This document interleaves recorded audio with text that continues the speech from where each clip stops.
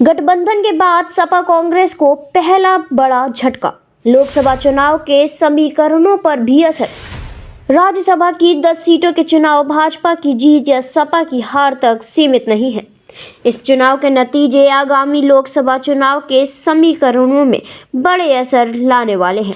इसलिए एक और लोकसभा चुनाव से पहले सपा कांग्रेस के हाथ मिलाने से उत्तर प्रदेश में इंडिया गठबंधन की सियासी हवा बदलने की उम्मीदों को कमजोर कर दिया है, तो वहीं दूसरी ओर सपा के पीडीए फॉर्मूले की कमजोरी भी उजागर कर दी गई है। बताते चले, उत्तर प्रदेश में राज्यसभा के 10 सीटों के चुनाव नतीजे कई मायने में अहम हैं। पहले ये चुनाव लोकसभा चुनाव से पहले हुए हैं, लिहाजा जीतने से भाजपा को बड़ा मनोवैज्ञानिक लाभ हुआ है। उसके कार्यकर्ताओं में उत्साह बढ़ेगा और गठबंधन और सरकार में समन्वय का बड़ा संदेश जाएगा। हारने पर विपक्ष सत्ता से गठबंधन तक की कमजोरी से जोड़कर खिलाफ माहौल बनाने का प्रयास करता है।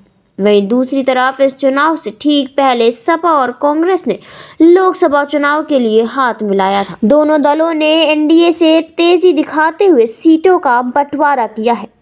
वहीं एकजुटता दिखाते हुए तत्काल ही सपा मुखिया अखिलेश यादव कांग्रेस नेता राहुल गांधी की न्याय यात्रा में शामिल हुए हैं, मगर राज्यसभा चुनाव में सपा की तीसरी सीट पर हार का संकेत है।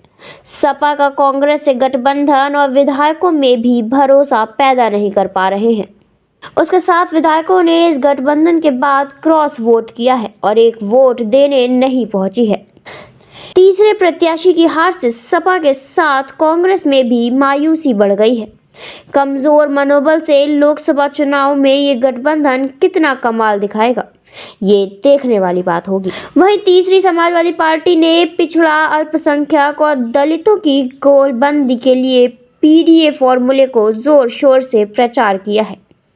इसे बल देने के लिए लोकसभा चुनाव के लिए अपर कास्ट को टिकट देने में कोताही की है। वहीं इससे अपर कास्ट के कई विधायकों में असहजता और नाराजगी पहले से थी।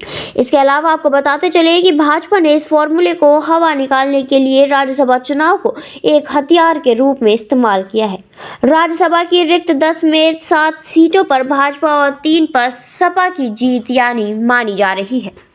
पहले दोनों ओर से इतने ही प्रत्याशी को मैदान में उतारा गया था, वहीं मतदान की संभावना नहीं थी, लेकिन सपा ने अपने पीडीए फॉर्मूले को नजरअंदाज करते हुए 3 प्रत्याशियों में 1 दलित और 2 कायस्थ उतार दिए हैं।